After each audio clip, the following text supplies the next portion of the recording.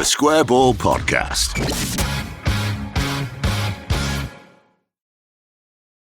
Welcome to our new show, not football related. We're going to talk about different topics affecting people in day-to-day life every single month.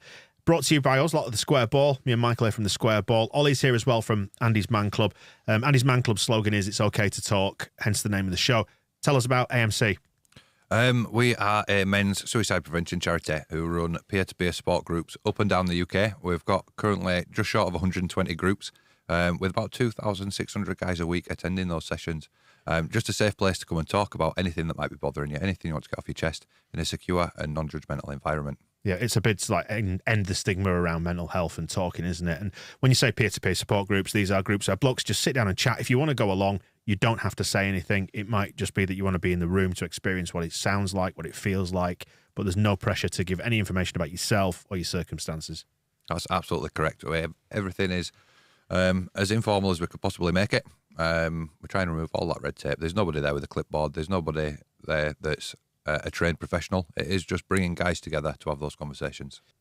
You can find your nearest group by heading to andysmanclub.co.uk. You meet Mondays, 7 o'clock every week, apart from bank holidays, a couple of hours, places across the country, groups everywhere, over 120 you said at the minute. That's the number, yeah? That's correct, yeah. Just come on in, have a brew, have a chat, and see how you get on.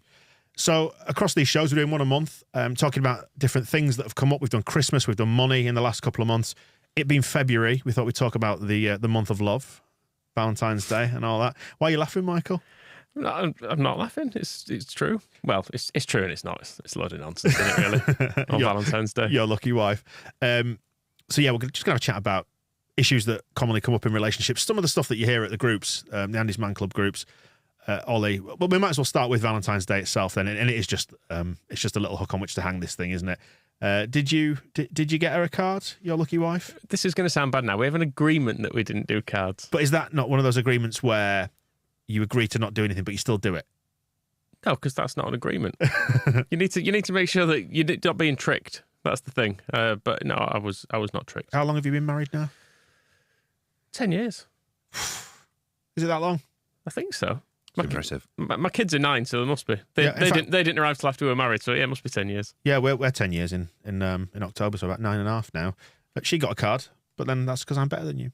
Did you get a card back? I did. Oh, okay, fine. But we've got to that point now where it's humorous cards, like kind of either taking the piss out of yourself or, that kind of thing. I mean, there's always something, isn't there? There's always an anniversary or a birthday or a Mother's Day, or there's always something to get a card for, isn't there? Some hallmark occasion. Exactly. Yeah. What about you? Did you do the cards this time? I did, after several reminders. So I was actually on holiday last week, so I had to be reminded before we went to pack a card, make sure the cards were in the case. Well, that's forward planning. That's scary, isn't it? Yeah, she's organised. Did she choose the card for herself, or did you actually get one yourself? No, I got that pleasure. What a gentleman you are. Relationships. So we thought we'd talk about this because I guess it's something that's kind of at the bedrock of so many of the things that might come up at Andy's Man Club, because you spend so much of your time with somebody. If you live with somebody, if you're in a relationship, you see the best and the worst of that person, don't you? There's a lot of tolerance goes into it. I think that for me, that's the big takeaway of relationships as you're in them longer and longer and longer, and as you grow up. It's not like it is in the movies. How do you see relationships now then, at the age that you're at?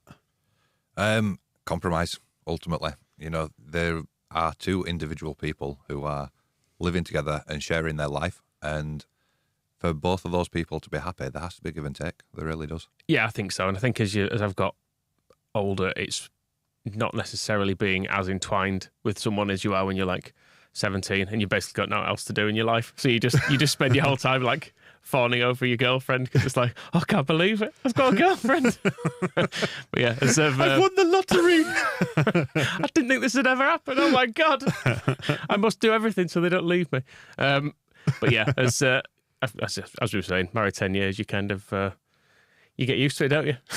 No, you do. You absolutely do. And that longevity, it's not as easily achieved, particularly like when you frame it against that idealistic kind of portrayal of relationships, particularly in like Hollywood movies, occasionally on TV and stuff like that. It's just not like that in real life, is it? No, it's really not. It's hard work. It is. It's graft.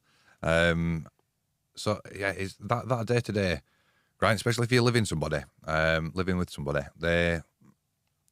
just getting up in the morning can be one of the most hard parts of the day. You know, you want to stay in bed in your own little cocoon of dreamland, and you've got to wake up and face the family and all the kids and everything else, and you're sort of dreaming about those years gone by when you were just living in a flat by yourself and missing that solitude. But I mean, the loss of that independence is it's a really interesting thing, isn't it? And there is a transition that takes place when you're in. First of all, you're in a long-term relationship from those.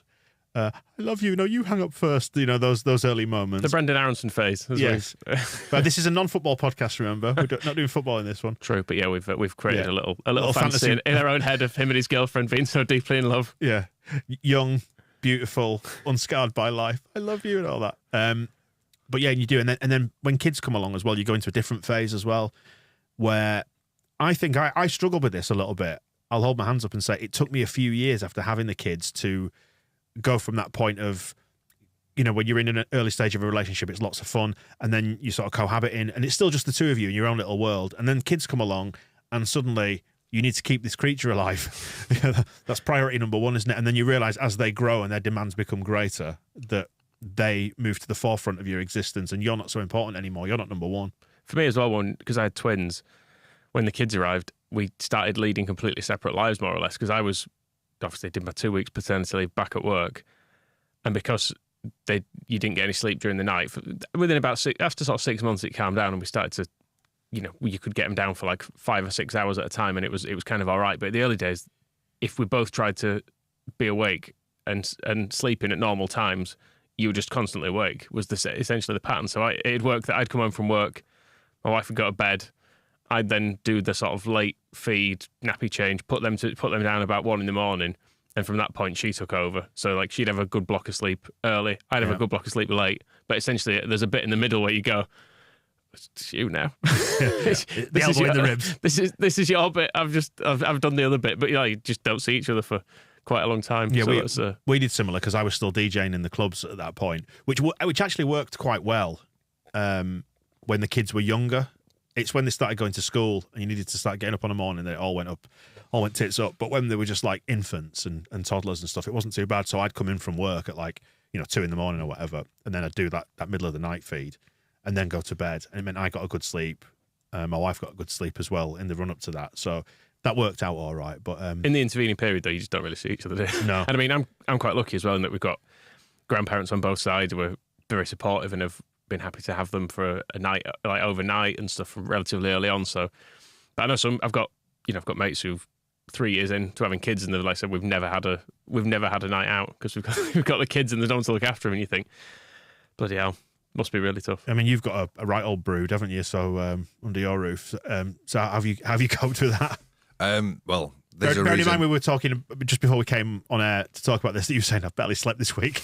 Yeah, there's absolutely a reason why I've got no hair left whatsoever, and it is those 4 little cherubs. But yeah, it's interesting you touched on that, Michael. The whole babysitting thing becomes a lot more difficult when you've got 4 of them. And I feel guilty palming all 4 children off on anybody. So sorting like different babysitters out for different groups of children is a bit of a nightmare, but it does mean that we've got very little time together. And that's fine. We live together. We have an hour on the couch in the evening once everybody else has gone to bed. But it's a struggle sort of trying to fit that in with everything else, whether it's work, whether it's, me going out, whether it's her going out, just trying to find a nice little bit of time for us together. I think it is difficult, but it's really important as well. It's really important. I think this last week we've been really lucky. We went on holiday with some of her family, so there were 9 of us in total. You took babysitters with you, that's what you're saying? Yeah, exactly, yeah. Pre-prepared with babysitters, and it did mean that we got to have a little bit of time just by ourselves with that pressure being alleviated. I remember last time we went on holiday when it was just me and Rebecca and the kids, I came back needing another holiday because it was just so stressful constantly. Didn't get a chance to switch off at all. My youngest was 2 at the time. And that's always fun on the plane, isn't it? Yeah, she just needs constant attention. She's 3 now, so there's loads of difference there. But it's about 3 when they can start to operate an iPad like properly. Yeah. So have that. Yeah, there's no internet on the plane though. She likes YouTube, so. That old chestnut. Did you find as well that, did you like go out for a meal when you were on holiday when the kids are all being looked after by the family that are along with you, and you just sit there and end up talking about the kids. yeah, or wondering what they're doing. Yeah.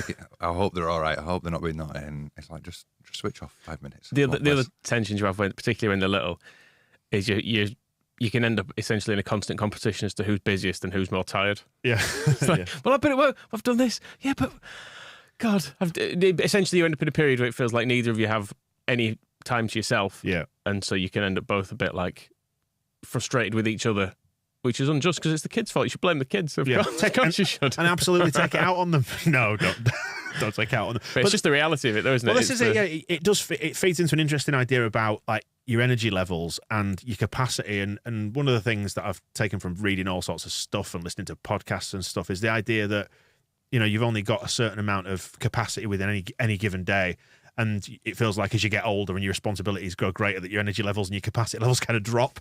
Like, I don't know about you, but I can't sit down for more than 5 minutes at home now without falling asleep. Like in Dad's chair, I'll just rest my eyes for 5 minutes. I fell asleep in the kitchen making tea last night. I don't even have to sit down.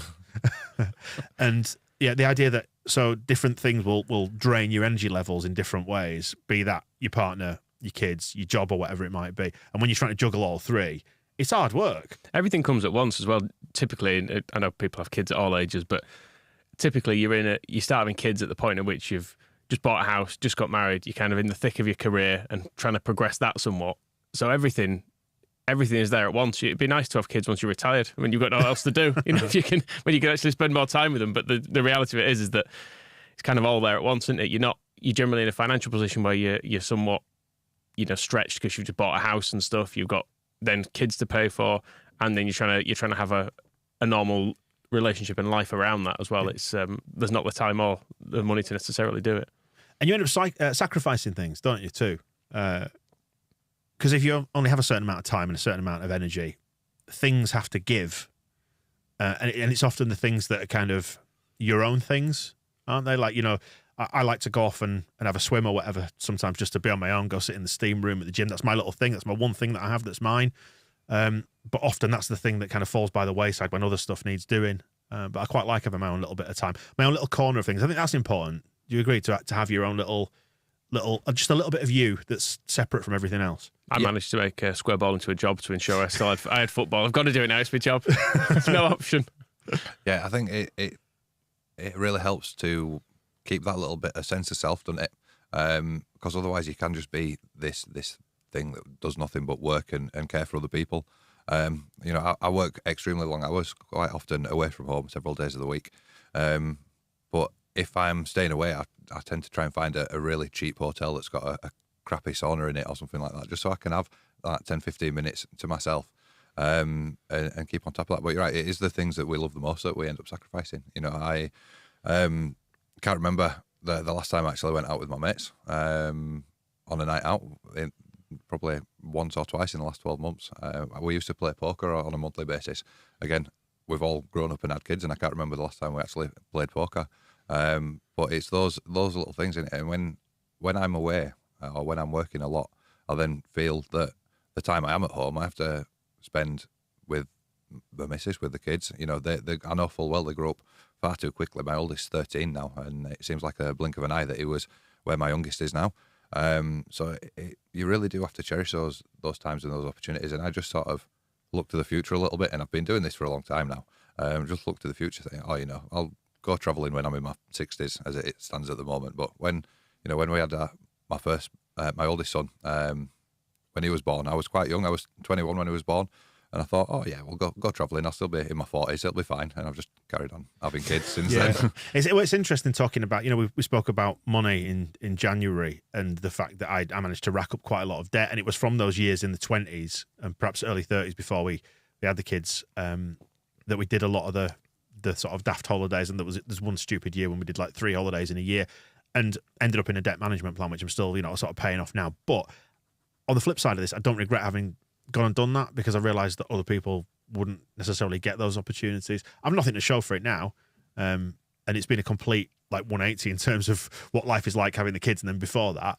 But I'm glad I got those experiences under my belt, so it does sort of mitigate some of the the self-loathing that you can develop when you owe a lot of money to creditors and all that kind of thing. But interesting what you say there about, you know, sacrificing other things. And it can breed resentment, can't it, in a relationship? Absolutely, yeah. You've got to be really attuned to the needs and necessities of that home life balance. And it is a fine balancing act. You know, an 800 man couldn't juggle it as well as some people can. But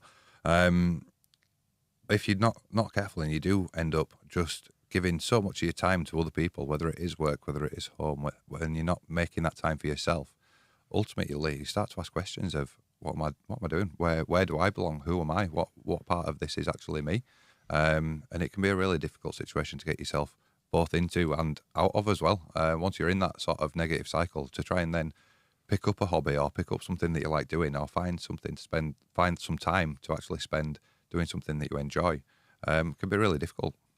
I spent 5 years commuting to Newcastle to do a job, which I really wanted. It was a job on the radio. I absolutely loved the job. It nearly broke me in the end. I completely burned out by the end, but it came at such a cost to my home life. And I realised that I've been trying to make up for it since. But that there are sort of feelings of guilt around that, about missing out on seeing the kids so much when I was back and forth to Newcastle every day, because I was on the drive time show. I was leaving at lunchtime, so the kids were at school. And then I was getting back at 9 o'clock, chucking a microwave meal in the microwave at 9 o'clock when you didn't really want to eat. But then still staying up until like 1 o'clock in the morning, just because that's my evening. I've got a bit of time. But then getting up with the kids in the morning for school, seeing them for an hour, off you go. And I basically spent sort of 4 or 5 years essentially living on my own, albeit in a house with a family as well. I've got into some bad habits over the years with staying up late. Yeah. Particularly when the kids were younger, because now they kind of get themselves up and they dress themselves and get themselves cereal and what have you. So I'm kind of not really needed for the morning routine anymore. But when they were like 3 or 4 and they still need to do everything for them, I was still going to bed stupidly late, but then waking up stupidly early. But I was going to bed late because I thought, I just need some time for myself. Yeah, that's it, yeah. But it was the only bit available. Was basically it was if I eat into some sleep. Yeah, exactly. But it doesn't do any good. No. And it means as well, like you're doing it, you're by yourself in that period as well. Yeah. Which is good and bad, I suppose. Loneliness can be felt like in a relationship, and you can still be lonely in a crowded room. It's probably worth mentioning that, because I dare say that's something that comes up when you got the talking groups as well, and people will come to Andy's Man Club to try and mitigate loneliness. And there's absolutely nothing wrong with that, because it's a peer-to-peer support group. It's just blokes talking in a room. And actually, that could be your thing if you need a little bit of something away from home. Yeah, absolutely. I think when we're in that cycle especially the one we were just talking about, it can be a very lonely place when you don't have that time for yourself, when you don't have time to go and do things that you enjoy doing, when you feel like you are simply living for other people. But it's difficult to sort of explain that sometimes without upsetting those people that you are caring for or caring about. It's hard to say, no, I don't want to spend quite as much time with you, and them not be offended by that. But yeah, it is something that comes up in the groups, and we do have a lot of the guys that come to the groups just as a place to get away from it for a little bit, come down and have a chat with some of the other guys, because it might be that they've recently had kids and they're sick of speaking to nobody but 2 and 3 year olds, or it might be that they spend their entire life working and just need somewhere to unplug from that a little bit. But guys come down ultimately for all different sorts of reasons. But one of the big things that we do see is isolation within that relationship, or the other end of it, where they've come out the back end of a relationship and they need somewhere to go and talk about that. One of the most prevalent reasons why people come to Andy's Man Club at the moment, or in the time that I've been involved with it, has been through access to children on the back of a broken relationship, and struggling with not seeing the kids every day. That's something that I've got personal experience with as well. When I split up with my eldest's mum when he was sort of 4 or 5. That's really difficult. That's a really difficult thing to do, isn't it? Yeah. To go from day-to-day access to essentially none and having to figure out a new plan. I think not waking up and him not being there in the morning every day was possibly the worst feeling I've ever felt in my life. And it took a long time for me to be able to organise that in my head, to be able to put something in place that meant that I didn't just feel shit every day because he wasn't there. So just leaving that relationship on its own and having to find somewhere to live by myself and get used to living on my own for it again, took a long time. Took probably sort of 12 to 18 months just to be comfortable in that flat by myself. Eventually what I decided was that in the time that I didn't have my son, I was going to make things better for the next time that I had him. So during the week when he was with his mum, I spent that time sort of decorating the flat, organising his bedroom, getting him things that he'd enjoy, bettering myself so that I could be a better person, so that when we did have that time together, it was better than the previous time. And I eventually learned that I'd traded quantity for quality. I was no longer, I wasn't seeing him every day, but when I did have him, it wasn't in this hostile environment that we were living in before. There was a lot of tension in the house before the relationship ended. So when I was seeing him every day, there wasn't that quality of time there. We didn't have a great environment to be in. And it was only once I'd left that situation that we really started to develop our relationship between each other as well. It was a difficult time for him. It was 4 or 5. And I'll always remember one day picking him up I met his mum at the train station. And he just had an absolute meltdown on the train platform. And it was because, well, I sort of asked him, why, what's brought all this on, sort of thing. And he just quite simply cried out, "I don't want to have to choose between you." And it broke my heart. I was like, you don't have to choose between us. We can both be here for you. And the train driver actually saw what was going on.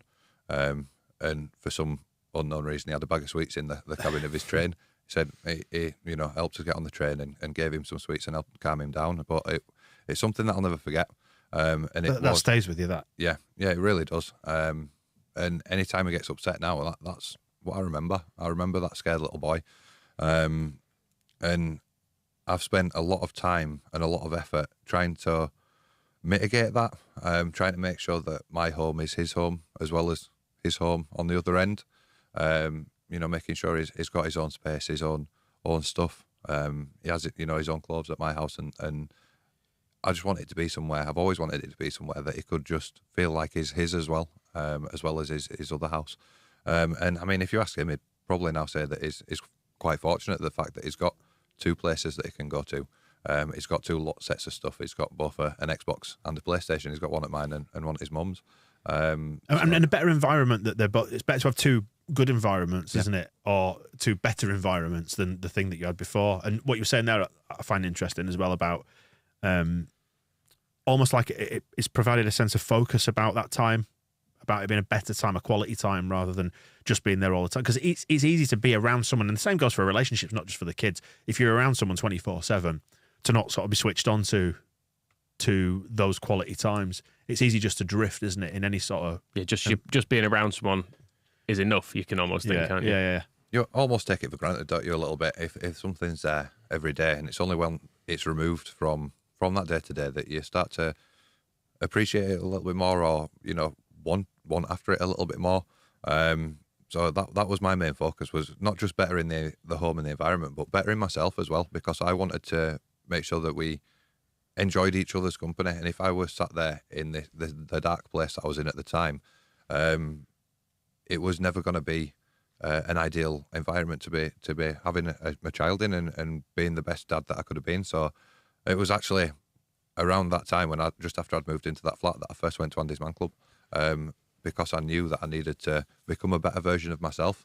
Not for me, but for my son, ultimately, to make sure that I could be a provider still, even at a distance, and give him everything that he needed as a young lad. To tie into the relationship side of it as well, I guess when I don't know whose choice it was exactly to end that relationship, it sounds like you were just essentially not very happy in it, but you're ending it, and as part of that, it does fundamentally change your relationship with your son. It's huge collateral damage, isn't it? Exactly. You've, I guess for a while, you're probably balancing, like, well, do I put up with this unhappiness because there's other unhappiness over the hill, sort of thing, if I make a decision to leave here? And that's a thing that I think a lot of people find themselves in that position.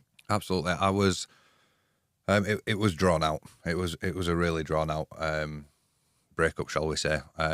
For that exact reason, I didn't want to not see my son every day. I didn't want to not be there in the house with him. And ultimately, I had to weigh up everybody's happiness. And I came to the decision that we'd all be happier and we'd all be in a better position eventually if we weren't together. But it's hard to make that decision to inflict pain on someone, isn't it? Yeah. I mean, because we've all been in that situation where you've gone, do you know what? Fuck all this. I just want to go live in a cabin in the woods. You lot are doing my head in. And we've all reached that point at some point, whether you're tired, work's been difficult, and you get home and your other half just says something to push your buttons, and you realise your tolerance has dropped, and you just think, just forget it. I just want to go be on my own. And actually, the thing that kind of generally pulls you back is thinking, look at the big picture here. What would you lose by going and living in a cabin in the woods, quite apart from internet access? Yeah, I mean, I bought a family tent probably about 2 years ago so that we could all go camping together. And about 6 months later, I ended up buying a one-man tent as well, just so that I could go and live in the woods by myself for a few days. Really valuable, really valuable. Have you used it? Yes, I have. Bit of respite care for yourself. Yeah, just go get lost in the mountains and, yeah. I mean, just going back to those early days, we were laughing about it before. Can you think back to a time when you were younger, less wise, maybe, where you've done something stupid in pursuit of a relationship, or something's happened in a relationship that you look back on and think, why did I do that? I think only the years between like 16 and about 25. And about 35. Just that period, really. Just that whole thing. You look back on certain things, don't you? You go, what an idiot. Yeah. For a variety of reasons. But, I mean, bear in mind you played up the being unromantic thing. I think I'd kind of swung the opposite way in my younger years, and then as time went on, I was like, just being stupid here. I'm giving too much kind of thing. Like I was with my girlfriend from sort of sixth form for 5 years, so like all through uni and stuff. And when that ended, you sort of think, it was a waste of time, wasn't it? Which, on reflection, it wasn't, because it absolutely wasn't on reflection. Yeah. But when it ends, you just go, stupid, wasn't it? All the stuff I did to try and maintain that, and now it's gone. I adopted you a penguin. So that, I guess that. Give me that penguin back. We've talked about my Peruvian adventures before as well. Yeah, That was with a girl. I met a Peruvian woman in a nightclub in Boston, and then a few months later, was that Boston in Lincolnshire or South America? Massachusetts. Massachusetts. Sorry. Then a few months later, I was in South America with her because she was going anyway, and I was like, "Oh, can I come?" I don't know what to do. I love you. So so I did that. Did you imagine a life together, an exotic transatlantic relationship with a Peruvian wife? I suppose I did, really. Yeah, didn't happen. No? Nah. It was clear fairly early on it wasn't going to happen as well. Why? What was it? Was it quite toxic? Quite different. Right. Quite different. I think the stuff you get in the very early stages of being with someone, it's quite intoxicating, isn't it? And the different stuff is kind of interesting. Yeah. But you can realise relatively early on that actually it's just a bit of a nightmare, and maybe some of your differences are not are insurmountable, despite the fact you might really like each other in other ways. I've just got views of you, like a vision of you, being in like this whitewash building somewhere in Peru, waking up one morning and going, what am I doing? I'm basically a prisoner here. It wasn't really the whitewash buildings. It was more like, because we were staying with their family quite a bit. It was more like when we were staying at some random auntie's house and I've stood in the dog's piss and I'm like, what am I doing? I just remember that because we had to sleep in separate rooms too. Because of course, Catholic, we weren't married and all that, so it had to be put separate. Somewhere like in the box room where the dog's pissed in it. It's just like, how old were you then when this happened? 23. Oh, you think you got the world figured out at 23, don't you? As well, that's the thing. Yeah, but I mean, good experience, I suppose. It builds your resilience and builds your character, doesn't it? Yeah, but I mean, that was one of those that it trapped in a different situation, I suppose. Not less serious because there are obviously no kids involved, but a situation of being on the other side of the world with someone and you're sort of seeing it through because of that. But equally, back of your head, you're thinking, I could just get on a plane. I think it's going quite badly wrong, is this? If I just go and get a flight home. But equally, I'm fully invested in it now. So I'm going to continue for now and see how it goes. But it ain't going well. It would be the brief version of it. But when you're in your 20s as well, it's harder to have that clarity of thought, isn't it? To realise when you're doing something stupid or you're doing something wrong. I mean, going back to prior to that, there was a girl at my university who I gathered had a bit of an interest in me, and I'd kind of played a bit fast and loose with her, and she went on a flight. I won't embarrass you asking. What exactly do you mean by that? Hadn't done anything, but I'd kind of encouraged her, then discouraged her. Oh, okay. Might have got off with a friend, but let's not get into that. And just felt horrifically bad for it. And I did geography. She was in the year below me on the course, and there was a field trip that they went on. I think it was just prior to Christmas, and I think I was staying around right up until the end of term and beyond the end of term. And they flew back in, and I thought I'm going to go up to the airport and meet her and say sorry and make amends to her. And I got up there in arrivals, just when you see in the films people holding signs. There was no sign, thankfully, and she walked back out through passport control, through the doors, like holding hands with her ex-boyfriend, and I was there to meet her. She was like, "What are you doing here?" Oh, you didn't. I'd have just curled up in a ball at that point. Oh no, I'd have fully hedgehogged it. Just get out of the way. I'm just going to go now. Oh, Francis, there's no excuse for it because I'd driven out to Newcastle Airport to go specifically pick her up, and she just walked out with her ex-boyfriend. Did you give him a lift as well? Just to complete the humiliation? No, I took the... I'll drop him off at his house. Oh, you're getting out here too, are you? Brilliant. Took the 20-minute journey back into town on my own and died every single mile of that journey. I was like, no. Oh, that's what being young's about. Doing stupid stuff like that, where you just years later you go, for Christ's sake. Yeah. Like, what an absolute fool. Have you had a moment where you thought, what was I thinking? A few. I think that one that springs to mind is actually getting into a relationship with somebody that the first night I met them was in the back of my friend's car in a car park, and we had some adventures in the back of the car. Never had you down for a dogger? With my friend sat in the front. And yeah, for some reason I thought it was a wise idea to pursue an actual relationship with this individual. Didn't work out well. No. See, I had a few of those when I was younger, when I basically didn't have it. You were a dogger too? I was also into dogging. But I basically didn't have it in me to have a one-night stand, so I'd end up having like a short relationship with someone. Because I think that even though you're thinking, nah. It's funny, I was a serial monogamist, I think, as well, because I was the same, like, girlfriend from sixth form up through to the first year, at the end of the first year of university, and then suddenly was cast out into the world at like 19 and single. But it's all I'd enjoyed being in a relationship, so I think I felt obliged to kind of go and try and pursue relationships as much as I could, because I thought that's what you had to do. I think I always felt like I needed to be in one as well, because I thought I might not get another offer. This could be it. This could be it. Which is daft, because I know particularly when you leave a long relationship, I think that was the nice thing when my girlfriend I was with for 5 years. Obviously felt gutted about it on and off for years, because you do, don't you, sort of when you look back on stuff. But essentially when I started feeling better was when I went out and I was like, oh, it's fine, other people seem willing to tolerate me. maybe it's going to work out all right. Prepared to tolerate me. But you the bedrock of your marriage, Michael. But you have that. No, pre-marriage I'm talking. But it's the bedrock of your marriage now. Now it is. Grim endurance. Of course. I think on her part more than mine. That's what I meant.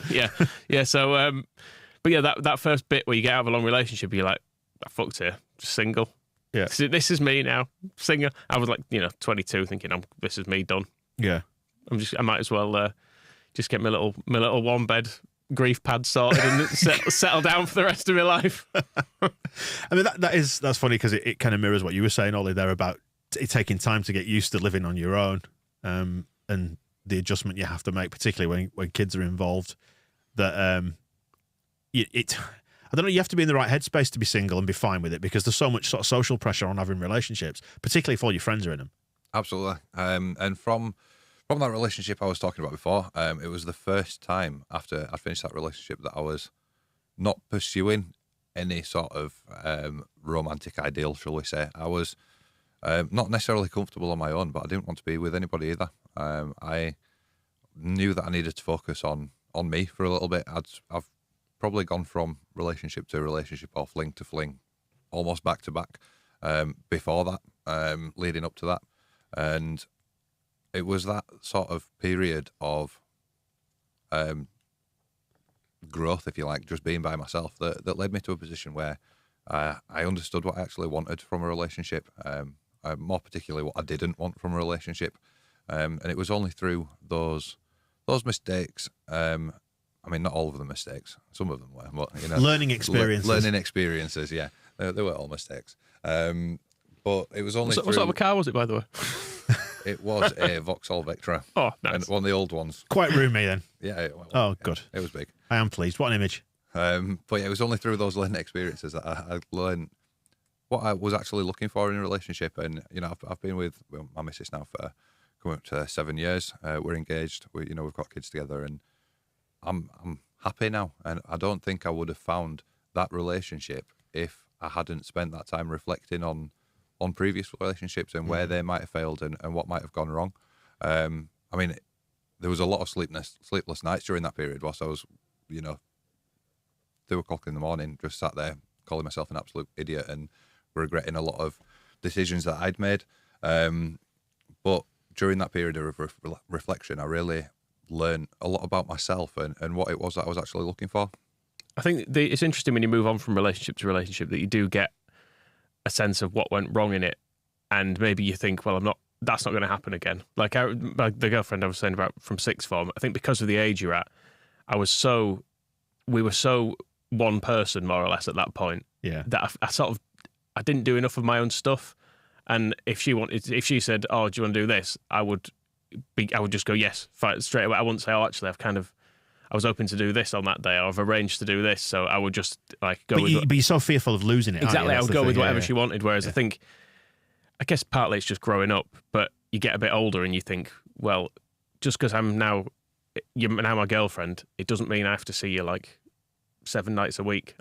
We can do, and even if we live together, we can still do different things on some nights, and it's fine. But it's almost setting those boundaries, I suppose, at the start of a relationship that you sometimes, I think they're harder to redraw once they're already in place. Whereas when you were going into a new thing, you can, I guess you set expectations at the beginning, don't you, of it, where you just think, no, I do have my own stuff, and I'm gonna do this. And but it's only through life experience that you're able to look back on it and see that kind of from start to finish, isn't it? Because that sort of stuff, it can spill over into jealousy and control, can't it? That's a really interesting thing, I think. It's interesting for me because I've not particularly experienced it. If somebody's experiencing it, it's really fucking unpleasant.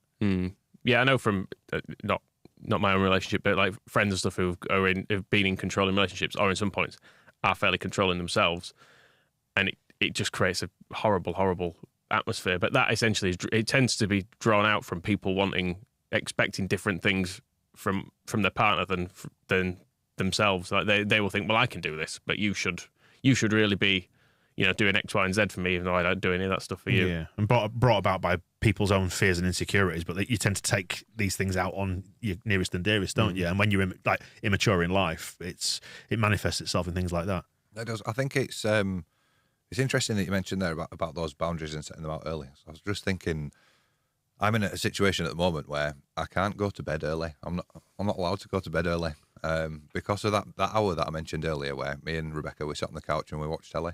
If I say that I'm going to bed before we've had that time together, she gets upset. What's wrong? Yeah, she gets upset. Oh, I don't want to spend time with her, and it's because it's what we've always done. I've just had a bit of a light bulb moment there. But that comes down to get some of the glasses with the eyes on. Painted on. But that does come down to communication, doesn't it? And which is, I guess, at the bedrock of any successful relationship. And I am in no way, shape, or form in a position to give out lectures on any of that, because we all fall short of it at some time or another, don't you? Because sometimes it's easy just to shut up and think, speak for yourself. You think, oh, I'll internalize it. So fucking whatever, and that's often the way that people deal with things. But ultimately, if you don't communicate, it's going to, those things that kind of breed the resentment and chip away at you a little bit. Yeah, absolutely. You've got to be both an open book and on the same page, aren't you? If you like, you've got to be able to express your intentions and your needs and your desires, as well as, be willing to interpret other people's as well and encapsulate those in your own little story, if you like. Have you dealt with feelings of guilt at any point, or how do you reflect on your own experiences of guilt? Because we've all, at some point in the past, probably broken up with somebody, and you must have been on the receiving end of it at some point. You know how shit it feels. Have you ever, because I know I have, dealt with feelings of guilt around doing that to someone else? Because it's taken me a long time to deal with that, and I'll speak about why in a second, but I'm just interested to see how you view that. Yeah, so when I was probably about 16, in our first proper relationship, if you like. We were both in love, infatuated, maybe. At 16, you are, aren't you? Yeah, absolutely infatuated. And, like Michael said, we spent every single day together. Unfortunately, I went out one night and ended up kissing another girl, which absolutely ruined the relationship, obviously. And I felt guilty about that for a very, very, very long time. I can reflect on it and say, oh, well, I was only 16, but ultimately I made a decision that had a massive impact on both of our lives. Things could have been a lot different. And I know that Bit of a sliding doors moment then, I guess. Yeah, it absolutely broke her heart, and it broke mine as well as a result of the end of the relationship. But I went through a pretty messy few years after that. And I was reflecting, thinking, well, if I hadn't made that decision, maybe these other things wouldn't have happened. And, looking back on it now, I think she's now married to the person she met not long after that. So she was obviously quite happy and okay with it. But I've spent a lot of time reflecting on that and feeling guilty for the way that I treat her. But again, I think that's a bit of a learning curve, a bit of a life lesson. I know that I wouldn't do that to somebody ever again as a result of not only how it made them feel, but how it made me feel in the, quite a few years afterwards. Yeah, talking about life lessons, that was one of the big revelations for me. I spoke in the previous couple of shows about having talking therapies. I went and sought out therapy around the time of the first big lockdown. Things had gone shit. It was off the back of losing my job when I was driving back and forth to Newcastle, burnt out, lonely, all that sort of stuff. Just head was not in a good place. But speaking to the therapist and kind of dealing with the anxiety and the depression that I was dealing with, I managed to sort of get to the bottom of that quite quickly. And it left us a couple of spare sessions. She started talking about traits she'd picked up in my personality from speaking to me. And this was stuff I was not really aware of or switched on to. Maybe I knew it was there deep down, but perfectionist traits in my personality. And she said, perfectionism is not about doing things perfectly. It's about, I think it's how she described it was, it's relentlessly high expectations. So even if you meet a particular expectation, the boundary is always moving up. But it doesn't always affect every area of your life. For me in particular, it was work and relationships. And I can see those two areas in particular have been affected by perfectionism. And it's, ever higher standards. And because I'd hurt people in the past, even to this day, it still kind of chips away at me a little bit because of the perfectionist traits in my personality. I always think I should have done better. I shouldn't have done that to somebody else's feelings. And it's carried with me across the years as that one. It's only through more life experience and getting a bit older and having it pointed out means that I'm now aware of it. And that is one good thing about therapy, is that you can become aware of things that you maybe even you sort of knew on a kind of subconscious level, but to have it explained to you by a trained professional who says, you've probably actually been setting too high standards for yourself. It's okay to be flawed. It's okay to make mistakes. It's okay to fail. Marrying all that up with my experience, and now some years later going, okay, I can deal a little bit better with the guilt. But it's something that did stay with me and has done. And I'm in my 40s now. And you would think, when you're younger in your relationships, you think, I'm practically dead by the time I'm 40. I'll have it all sussed out, granddad. But you don't. You're figuring it all out as you go. Relationships when you're younger as well. I mean, we've talked about more serious things about families breaking down and stuff. But when you are 16, people will tell you at the time, it's not the end of the world.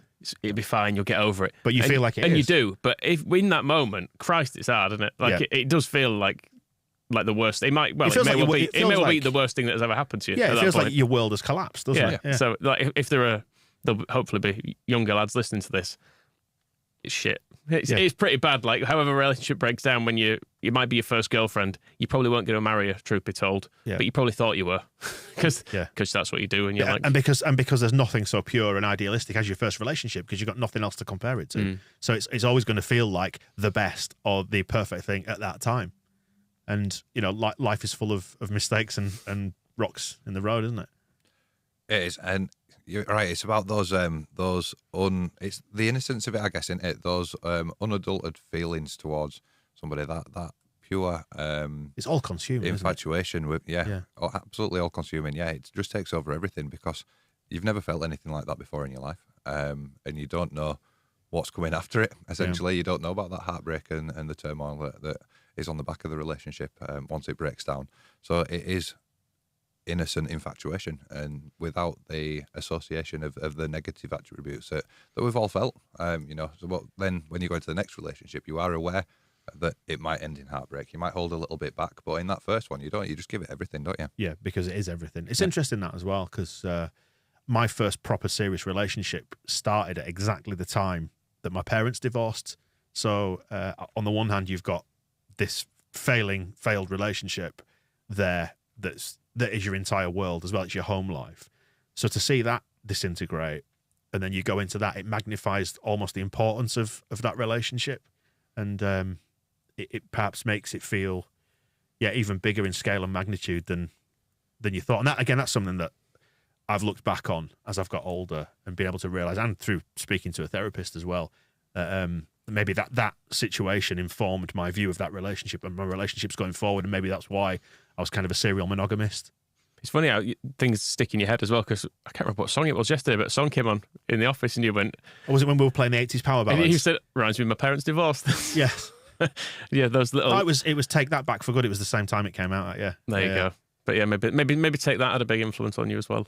But it also reminds me of that first relationship. It's not necessarily just the divorce. It's that time in my life, that summer, which actually was a brilliant summer, all things considered, because we were between years in sixth form, and I think my lower sixth year in particular, when we were in the first year of A-level, so it didn't feel like it mattered that much, was ace, because we were playing for the school football team, seeing my mates loads. We were able to go to the pub at that point, even though we were mostly 17.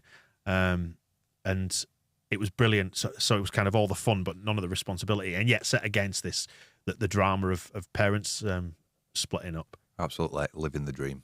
I remember those years. At 17, yeah. Fantastic. They were, and it's funny, isn't it, looking back on those years, and it's very easy to sit, in your house when you're having that hour to yourself on a night time and think, it didn't used to be like this. I used to have loads of fun. I wish I knew now what I know then, but it doesn't work like that, does it? You can't take your lived experience and apply it to when you were until they invent time travel, but you can't, can you? And you wouldn't want to experience those younger years with the knowledge of an older person. It'd be shit. You'd know too much. You forget the bad bits as well, where you sit around fretting, going, "Oh God, she's gone out tonight. She's probably like getting off with someone." Those like fears that you have when you're younger, that like, because it is so all consuming, you're like, this cannot be allowed to go wrong, if you know what I mean. That feeling, whereas it doesn't feel like you got the security of it, does it, at that stage? So whereas when you get older, you think, it's fine. Well, I do anyway. Which I guess brings us back, doesn't it, to the start, and the idea of being missold relationships by TVs and movies. That life is not a 90-minute movie by any stretch of the imagination. I think that's where the 16-year-old bit kicks in, isn't it? Because that's more your frame of reference maybe at that point, rather than actual relationships you've had. So in the early days, you're like, it can be just like this. But then, not so much. Yeah, I quite often feel like I'm being compared to the Prince Charming that my other half watched about in the movies when she was a kid, and where I stand up to compare with him and where I most definitely don't. And it's a compromise, if you like. She's constantly compromising her ideologies against the real artifact, which is unfortunately me.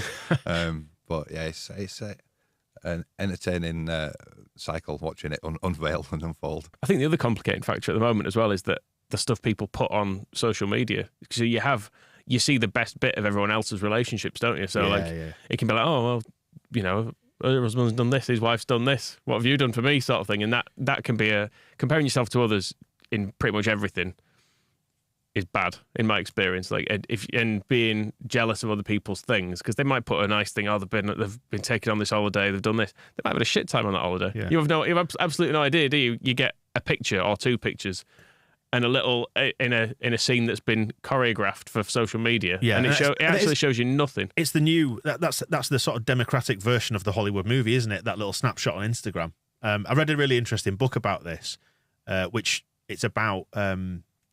When you're on holiday, that you expect it to be like the brochure. And I guess there's a real parallel here with relationships. You expect it to be like the brochure, but actually the differences between you and the brochure, or what you see on the website these days, for a more modern example, is that you're there and you take with you all your shit, and your partner takes with them all their shit. So when you were sat there in Lanzarote last week, you still end up talking about the kids, or worrying about the bills, or, are the kids sleeping? Are the grandparents all right? All that sort of stuff.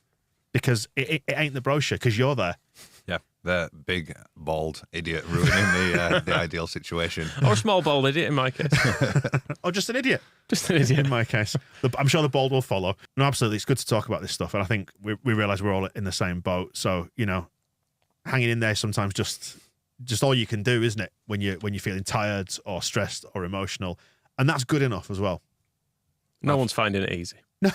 I don't think it's supposed to be easy, is it? Be nice if it was, though, wouldn't it? But no, never going to be. There's too much going on.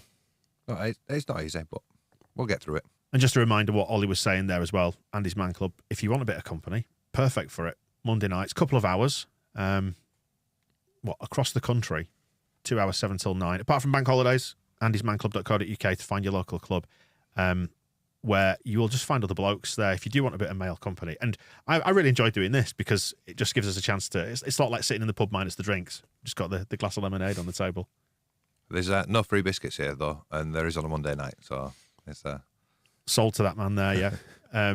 Please do have a look at Andy's Man Club online. If you just want to get out, have a little bit of company, you want to unload a little bit, then please do, and hope you're getting something out of these. And we'll be back next month, and we'll talk about something else next month. March. Easter eggs? No, is that April this year? I can't remember. It moves around, doesn't it?